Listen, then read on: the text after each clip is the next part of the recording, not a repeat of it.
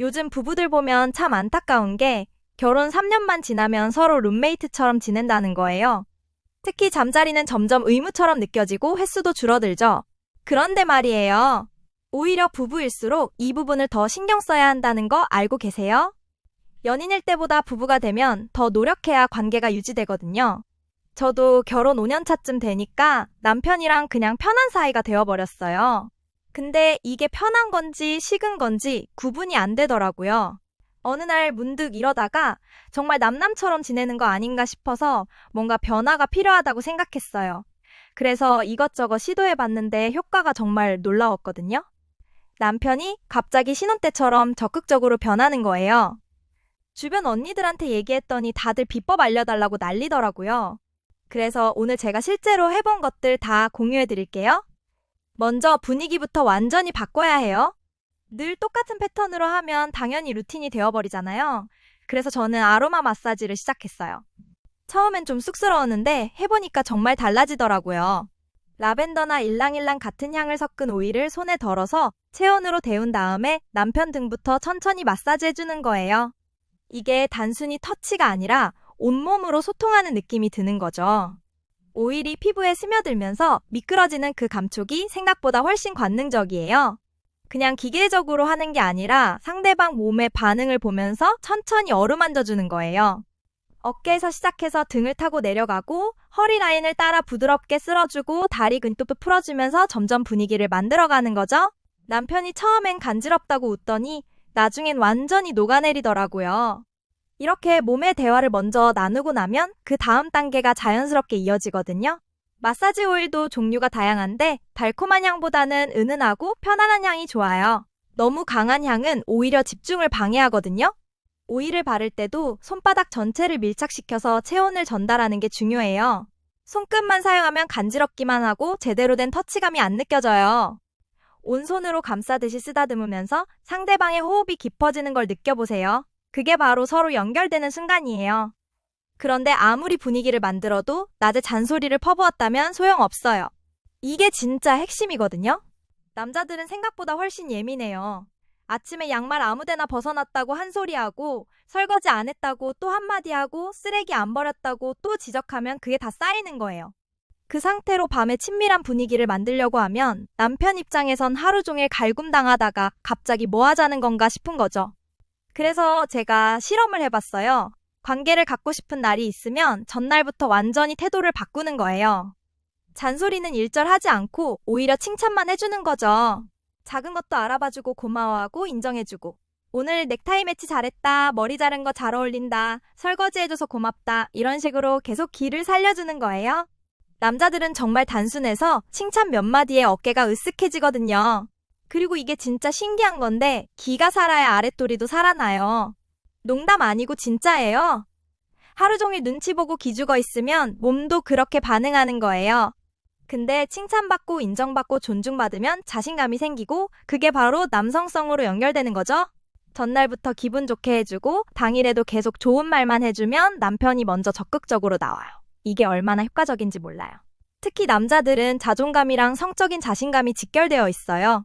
직장에서 스트레스 받고 집에 와서도 치이면 자신감이 바닥으로 떨어지는 거죠. 그럼 당연히 그쪽 능력도 영향을 받을 수밖에 없어요. 반대로 아내한테 인정받고 존중받으면 남자로서의 자신감이 올라가고 그게 바로 잠자리에서도 나타나는 거예요. 그러니까 좋은 관계를 원한다면 평소에 말 한마디 한마디를 신경 써야 해요. 잔소리를 아예 안 할 순 없으니까 타이밍을 조절하는 거예요. 관계 갖기 이틀 전부터는 정말 필요한 말만 하고 나머지는 넘어가는 거죠. 대신 그 기간엔 칭찬과 스킨십을 늘리는 거예요. 지나가다가 어깨도 툭툭 치고 같이 TV 볼 때 몸도 붙이고 이런 작은 터치들이 쌓이면서 자연스럽게 친밀감이 올라가거든요. 그러면 남편도 무의식적으로 아내한테 끌리게 되어 있어요.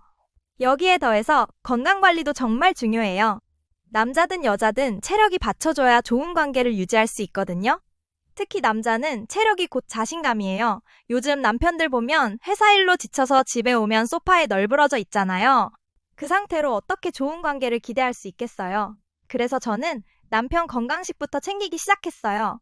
아연이 풍부한 굴이나 호두, 체력에 좋은 마늘과 부추, 혈액순환에 좋은 홍삼 이런 것들을 자연스럽게 식단에 넣었어요. 그리고 병원에서 처방받은 약도 적절히 활용했어요. 요즘은 전립선 건강 때문에 병원 가는 남자들이 많거든요. 전립선이 안 좋으면 여러 문제가 생기는데 그중에 성기능 저하도 있어요. 그래서 비뇨기과에서 상담받고 필요하면 약을 처방받는 게 좋아요. 특히 요즘 나온 약들은 전립선 건강도 챙기면서 부부관계에도 도움이 되거든요. 남편도 처음엔 병원 가는 거 꺼렸는데 제가 건강검진 차원에서 한번 가보자고 설득했어요. 가서 검사받고 의사 상담도 받으니까 오히려 마음이 편해지더라고요. 전문가한테 정확한 진단받고 필요한 약 처방받으니까 효과도 확실하고 안전하게 사용할 수 있었어요. 약을 먹는다고 해서 무조건 좋은 건 아니고 전체적인 건강관리가 함께 되어야 해요.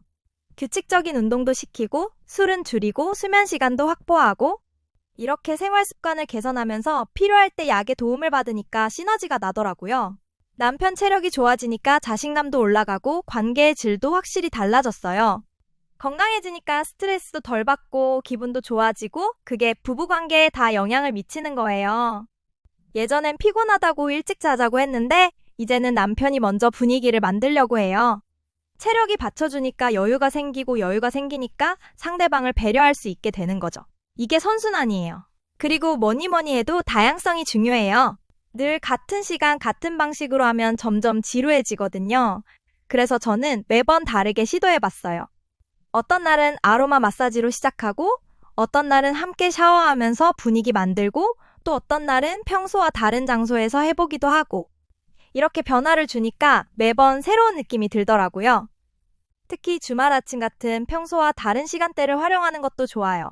밤에만 하는 게 아니라 낮에도 해보고, 장소도 침실만 고집하지 말고 거실이나 다른 공간도 활용해보고 이런 작은 변화들이 쌓이면서 관계가 훨씬 풍성해지는 거예요. 서로 기대감도 생기고 설렘도 생기고 결국 제가 한 게 뭐냐면 그냥 건강을 챙긴 거예요. 남편 체력 관리하고 스트레스 줄여주고 기분 좋게 해주고 분위기 만들어주고 이게 전부예요. 그런데 이것만으로도 완전히 달라지더라고요. 남편이 신혼 때처럼 적극적으로 변했어요. 아니, 신혼 때보다 더한 것 같아요. 그때는 서툴렀는데 지금은 서로를 잘 아니까 훨씬 만족스러운 거죠. 요즘은 제가 바쁘다고 하면 남편이 서운해해요. 예전엔 상상도 못했던 일이에요. 남편이 먼저 주말에 뭐 할까 물어보고 아이들 할머니 댁 보내고 둘이 시간 보내자고 하고 이런 적극성이 생긴 거예요. 친구들한테 얘기하면 다들 부러워해요. 비결이 뭐냐고 물어보는데 진짜 별거 없어요. 그냥 남편을 남자로 대접해주고 건강 챙겨주고 칭찬해주고 분위기 만들어주면 돼요. 남자는 정말 단순해요. 체력 좋으면 자신감 생기고 칭찬 들으면 호르몬 올라가고 스트레스 줄면 관계 좋아지고 건강 좋아지면 애정도 올라가요. 이렇게 간단한 원리인데 많은 부부들이 이걸 놓치고 사는 거예요. 저도 몰랐으면 그냥 룸메이트처럼 살았을 거예요. 지금 돌이켜보면 제가 한 건 정말 간단한 거예요. 잔소리 줄이고 칭찬 늘리고 건강 챙기고 분위기 만들고 이게 전부인데 효과는 엄청났어요. 나는 그냥 남편 건강 챙겼을 뿐인데 남편은 신혼으로 돌아갔어요. 요즘 저보다 남편이 더 적극적이라니까요. 이게 바로 건강이 우리 부부를 살린 거예요. 여러분도 한번 시도해보세요. 생각보다 훨씬 쉽고 효과도 확실할 거예요.